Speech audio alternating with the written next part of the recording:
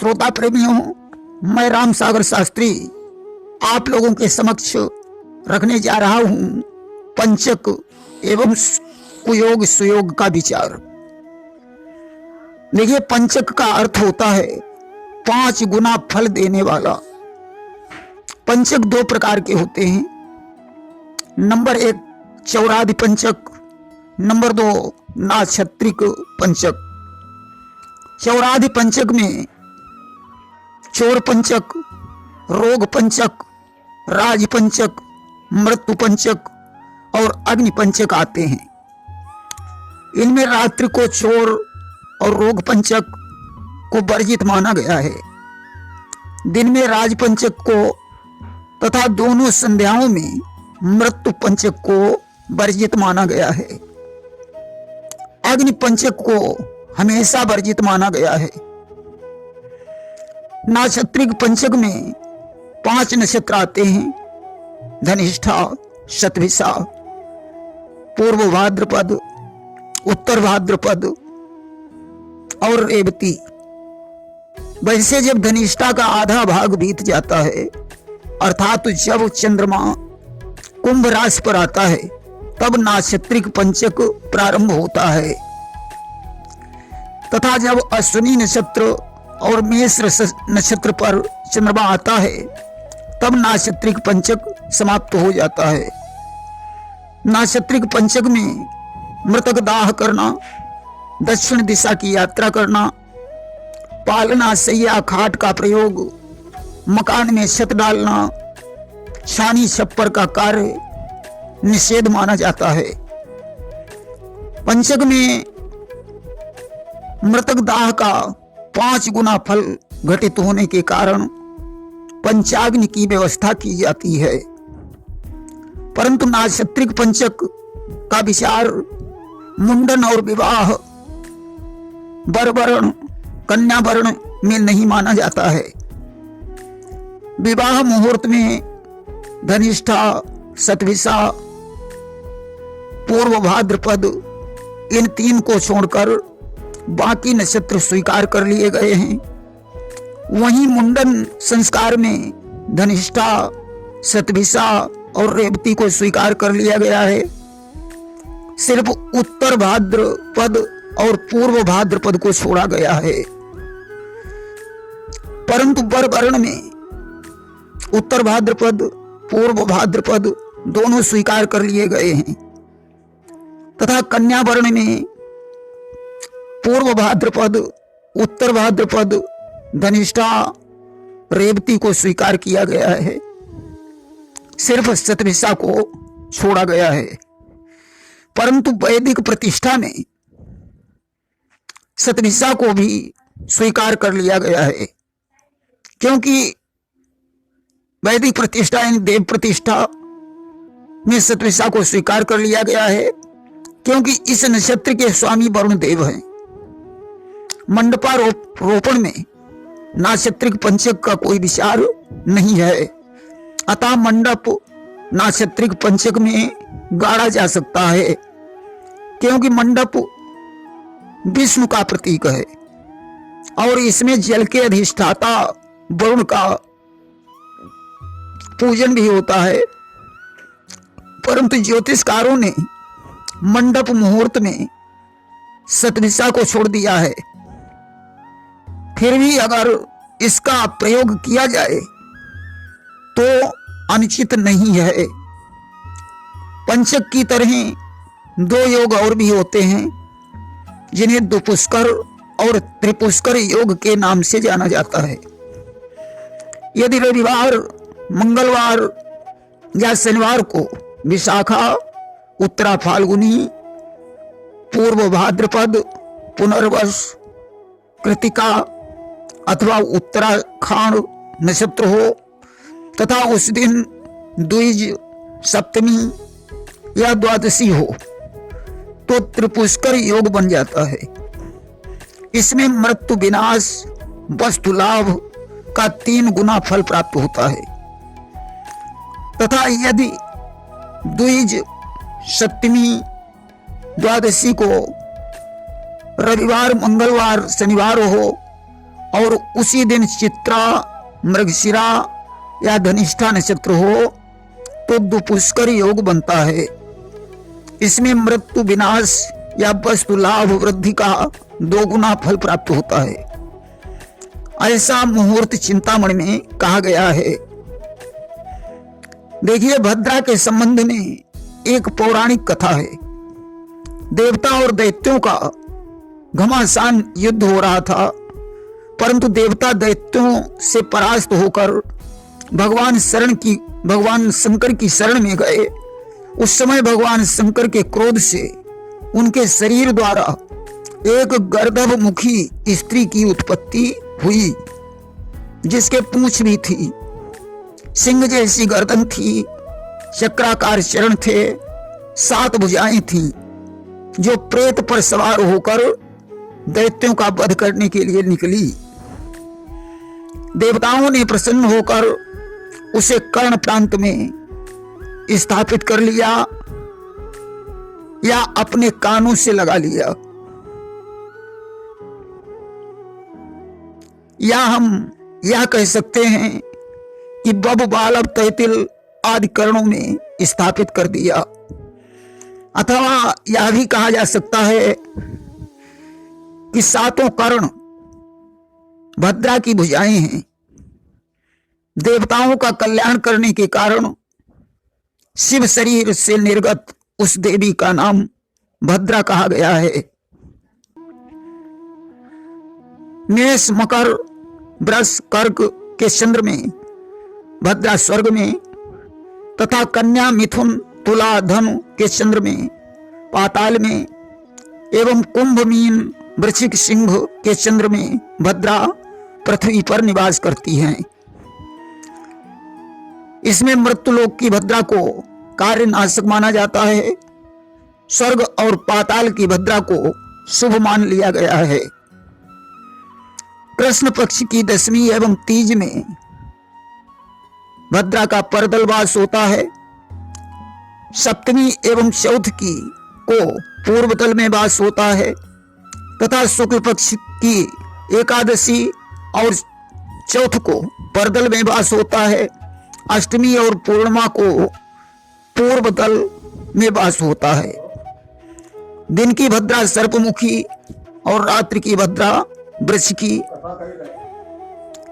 दिन की भद्रा का मुख त्याज्य है और रात्रि की भद्रा की पूंछ त्याज्य है। रात की भद्रा दिन में और दिन की भद्रा रात में शुभ मानी जाती है। देखिए, सोमवार, शुक्रवार की भद्रा को कल्याणी कहते हैं। शनिवार की भद्रा को वृश्चिकी, गुरुवार की भद्रा को पुण्यवती, रविवार, बुधवार, मंगलवार की भद्रा को भद्रा नाम से जाना जाता है। कृष्ण पक्ष की तीज 10वीं को परदल भद्रा मानी जाती है। उत्तरार्ध की 30 घड़ी वृश्चिकी भद्रा कहलाती है। ये भद्रा रात्रि में होती है। इसकी 3 घड़ी का पुच्छ वर्जनीय है और मुख शुभ है। शुक्ल पक्ष की चौथ एकादशी भी इसी में आती है। कृष्ण पक्ष की 7वीं चौदस को पूर्वदल भद्रा यानी पूर्वार्ध की 30 घड़ी सर्पणी भद्रा कहलाती है। इसका 5 घड़ी मुख वर्जनीय है, पुच्छ शुभ है। शुक्ल पक्ष की अष्टमी और पूर्णमासी इसी में आती है। यह भद्रा दिन में होती है। मुख की 5 घड़ी, गले की 1 घड़ी, कपाल की 11 घड़ी, नाभि की 4 घड़ी, कमर की 6 घड़ी, पूंछ की 3 घड़ी। ये भद्रा के अंग हैं। मुख की घड़ी में विध्वंस, गले की घड़ी में मरण, कपाल की घड़ी में धननाश, कमर की घड़ी में बुद्धि का नाश, नाभि की घड़ी में कलह और पूंछ की घड़ी में विजय होती है। भद्रा के विषय में अनेकों मत हैं। मृत्युलोक की भद्रा को छोड़कर स्वर्ग और पाताल की भद्रा विशेष अशुभ नहीं मानी जाती है।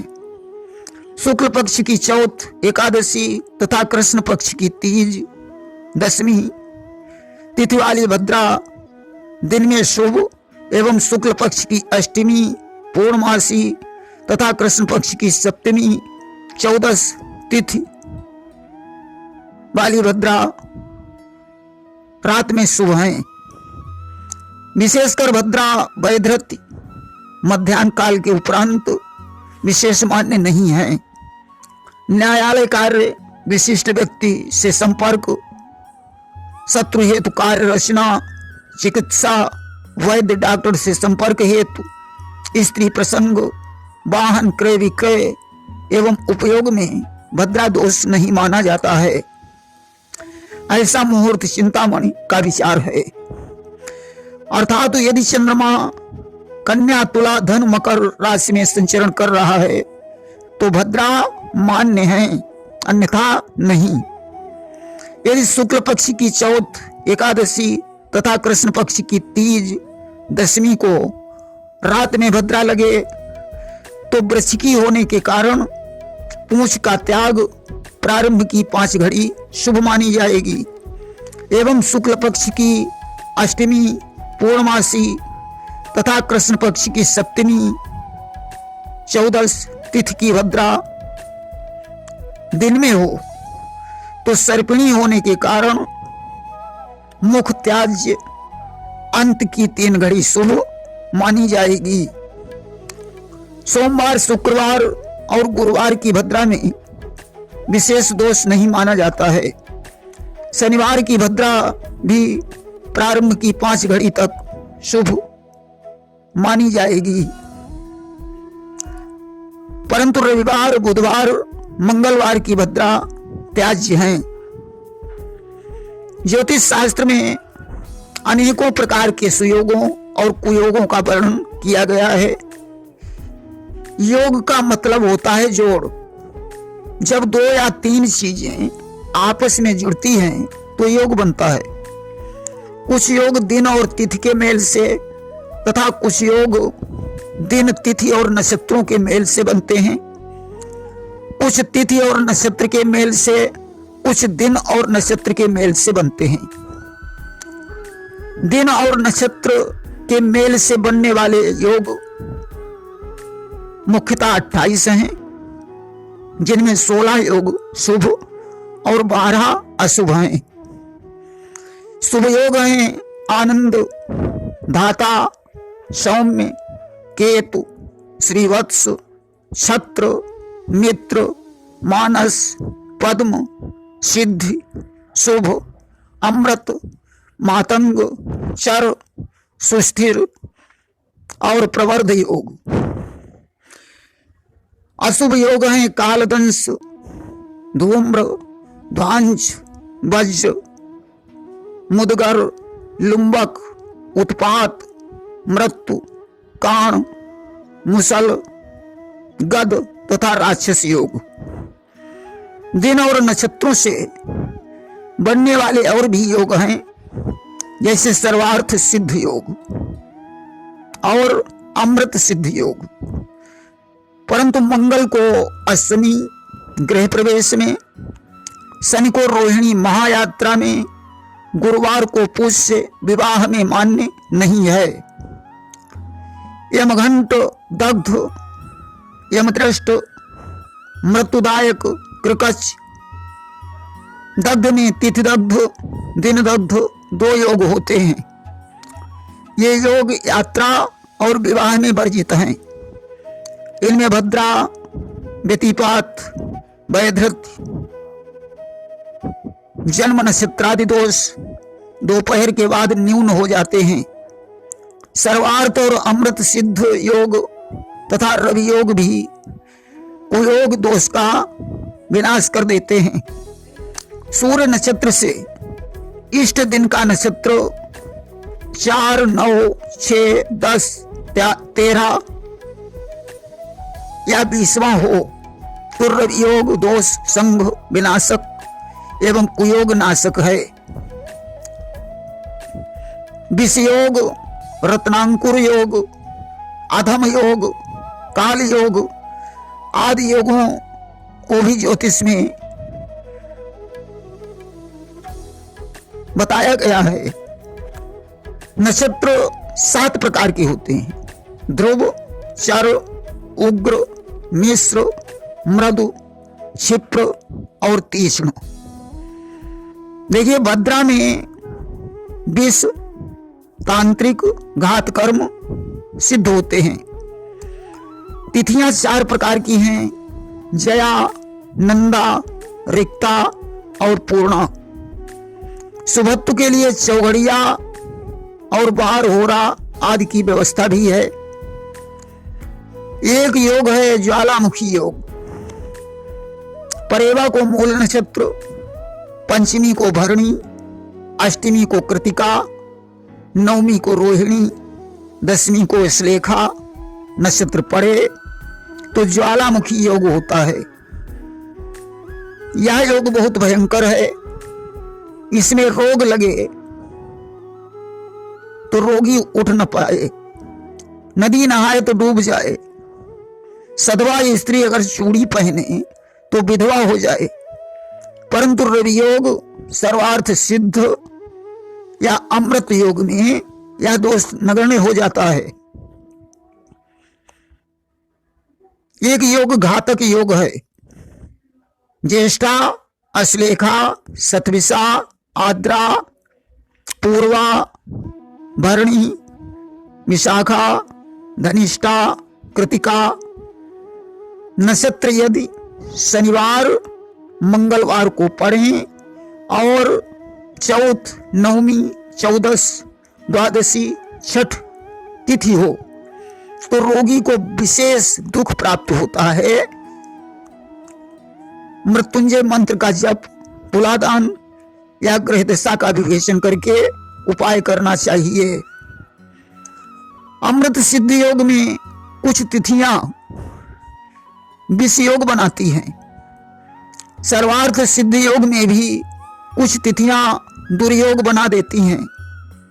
अमृत योग और सिद्ध योग दोनों एक साथ पढ़ें तो दुष्ट योग बन जाता है। जैसे शहद और घी समान मात्रा में मिलकर विष बनाता है। सामान्य रीति से लग्न शुद्धि का विचार आवश्यक है। प्रेम से बोलिए वृंदावन बिहारी लाल की जय।